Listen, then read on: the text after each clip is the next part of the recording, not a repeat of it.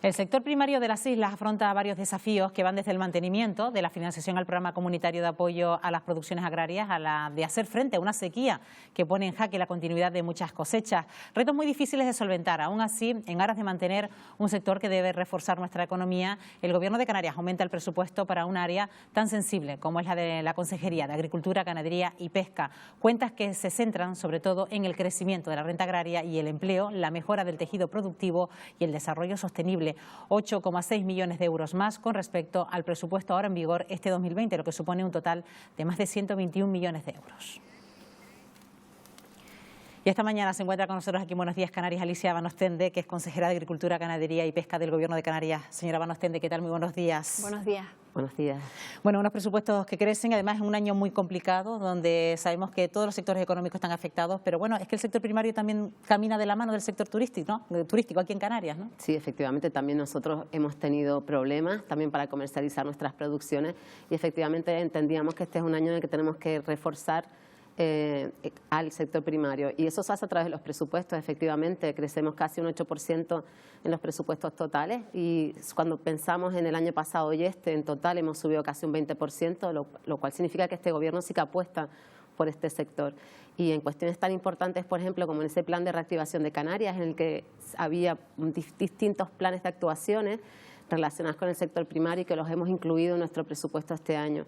Cuestiones como planes estratégicos de pesca, de ganadería, de agricultura, planes sectoriales del viñedo, del tomate, pero también financiación extraordinaria para obras hidráulicas. Es decir, yo creo que el presupuesto refleja lo que entendíamos que necesitábamos para reactivar el sector después de esta o durante esta pandemia. Este presupuesto se desarrolla, camina en paralelo a la filosofía del Gobierno también de la lucha contra el cambio climático. Sí, efectivamente, cuestiones como las obras hidráulicas necesarias para poder afrontar esa sequía que viene derivada del cambio climático, pero también otras cuestiones como el impulso de la agricultura ecológica, una agricultura mucho más sostenible, que va en la línea también de la política agraria común europea, de buscar una agricultura cada vez más sostenible que proteja el medio ambiente, y más en un territorio tan pequeño, tan frágil y tan protegido como es Canarias. Por tanto, yo creo que estamos completamente alineados también con esa agenda de desarrollo sostenible 2030, también nuestro presupuesto. Y yo creo que esa es la vía, ¿no? Apostar por este sector como un sector esencial que lo ha demostrado durante esta crisis, y que creo que también puede ser una alternativa en momentos de crisis económica para Canarias. Y hablando de alternativa, precisamente, señora Van Ostende, es un sector que está en disposición de generar puestos de trabajo. Estamos ante un sector que demanda cada vez una mano de obra más cualificada. También hay que apostar por la formación en ese sentido, ¿no? Sí, por supuesto. Además, tenemos unas escuelas de capacitación agraria y unos institutos marítimos pesqueros de primer orden en Canarias. Tenemos hasta 5 escuelas de este tipo, y también tenemos muchísima formación online para profesionales que están trabajando. Formación muy dirigida a la práctica, que al final es lo que nos interesa, también haciendo un esfuerzo extraordinario en introducir nuevas tecnologías con proyectos como el proyecto Apogeo, que trabaja con drones para hacer, por ejemplo, agricultura de precisión, ¿no? Yo creo que esa es la formación que tenemos que dar a nuestros jóvenes, formación moderna y que esté relacionada con la realidad del trabajo.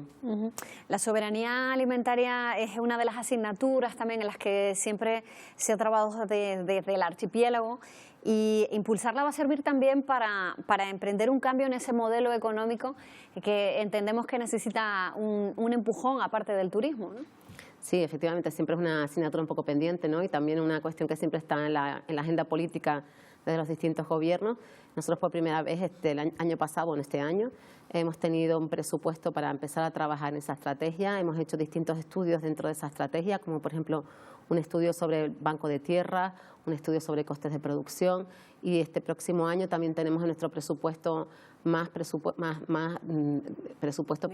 para la redundancia, para seguir haciendo estos estudios y hacer ese diagnóstico general de la situación y poder establecer líneas de trabajo que nos ayuden a que esas producciones que son económicamente viables en Canarias, poderlas mejorar y poderlas incrementar, y que eso al final sea una mejora para todo el tejido productivo de Canarias. Hablamos de unos presupuestos que además se van a nutrir de otras partidas que llegan del exterior, señora Van Ostende, ¿no? Sí, efectivamente, hablamos de 121 millones de presupuesto propio, pero ahí tenemos también que sumar el presupuesto europeo, que tenemos por un lado el POSEI y el REA, y también tenemos que sumar el presupuesto nacional. Tenemos ahí el POSEI adicional, que este año tendremos pero previsiblemente 20 millones de euros en presupuesto de POSEI adicional y también tenemos 8 millones en subvenciones de agua de regadío.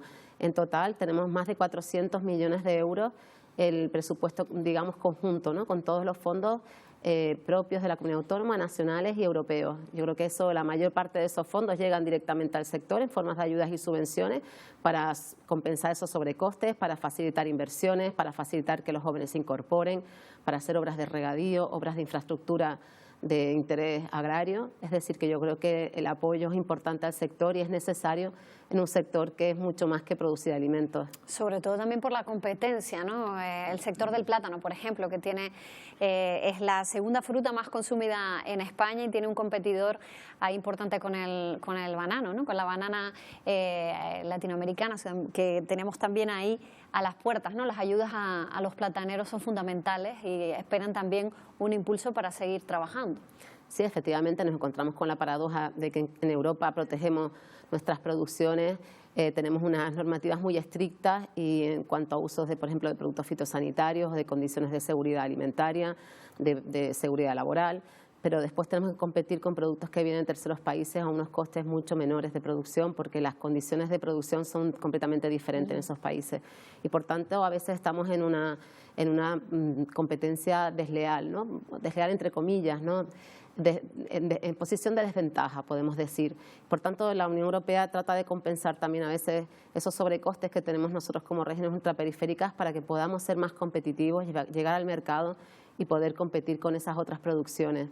Yo creo que esa es la vía, ¿no? Tenemos que defender nuestras producciones y es a través de intentar favorecer que sean cada vez más competitivos, pero también compensar esos sobrecostes. Por eso también estamos muy pendientes del mantenimiento de esa ficha financiera que tiene que ver con el POSEI, señora Van Ostende. Y en cuanto al POSEI, ¿se contemplará en los presupuestos generales del Estado que se pueda compensar ese posible recorte por parte de la Unión Europea? ¿O precisamente eso es dar muestra a la Unión Europea que precisamente lo podemos compensar en España?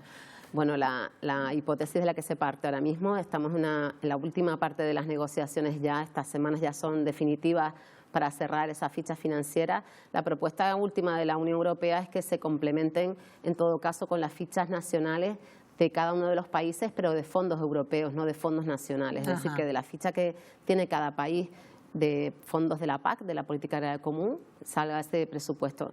Todos los Estados miembros implicados, es decir, Francia, España, Portugal, Grecia, siguen defendiendo que no, que salga de los fondos propios de la Unión Europea. Y esa ahora mismo son las dos posibilidades que podemos encontrarnos por delante.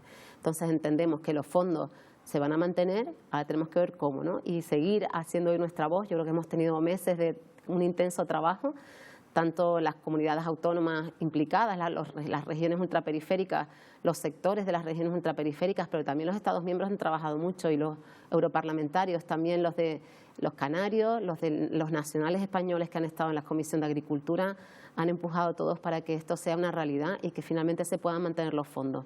Nosotros somos positivos en ese sentido y entendemos que tenemos muchas posibilidades para conseguirlo y que estas semanas vamos a tener ya una solución y una decisión por parte de la Unión Europea.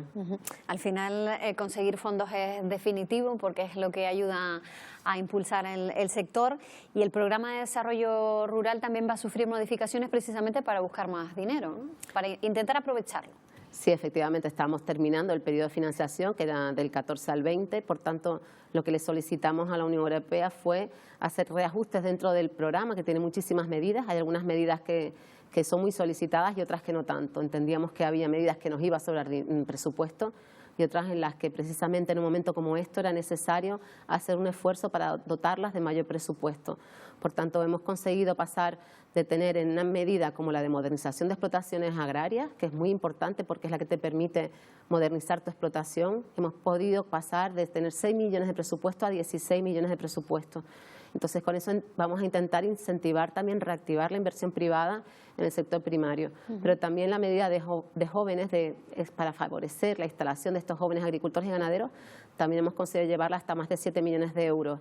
En total, para intentar, en un momento que tenemos de crisis económica, que el sector primario es una oportunidad para poder hacer realmente que pueda entrar más inversión y que puedan entrar más personas dentro de este sector.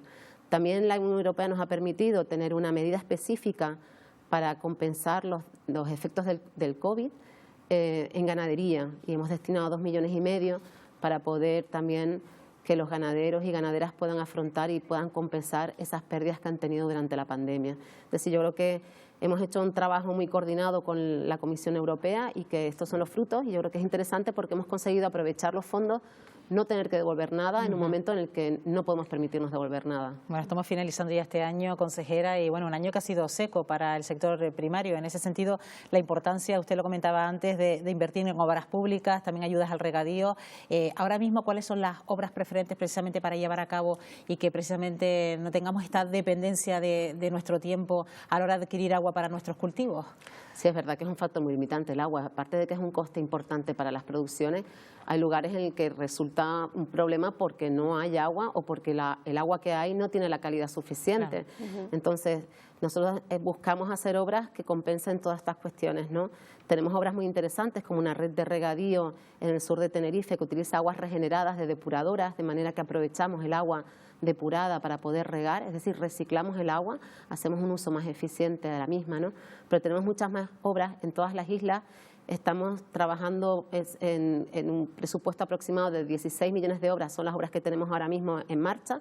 Hemos certificado ya 6 millones en lo que llevamos de año y seguimos trabajando muchas obras en coordinación también con los consejos insulares, con las comunidades de regantes, además teniendo en cuenta que ahora tenemos una oportunidad con los fondos europeos de reconstrucción, tendremos un plan nacional de regadío y estamos detectando todos esos proyectos que están ya muy maduros, que se pueden ejecutar para poderlos llevar a cabo el próximo año. Yo creo que esa es la vía, aparte de otras vías como también puede ser la subvención a la inversión privada. También tenemos una medida que es subvencionar a las comunidades de regantes que quieren hacer pequeñas inversiones de regadío, y también otras muy interesantes como la ayuda, la subvención para abaratar el precio del coste del agua de pozos y galerías que cuando tienen que ser impulsadas y que generan unos costes eléctricos muy importantes. Claro. Pues compensar esos costes a los agricultores para que repercuta directamente en el precio del agua al agricultor. Yo creo que es importante y son varias vías de trabajo en las que la consejería sigue empeñada. Bueno, pues en eso continuamos y seguiremos la evolución en el año que comienza, en el año 2021, en cuanto a estos presupuestos se refiere. Alicia Van Ostende, como siempre, gracias por acompañarnos. Buenos días. Buenos días. Muchas gracias a usted, un placer siempre.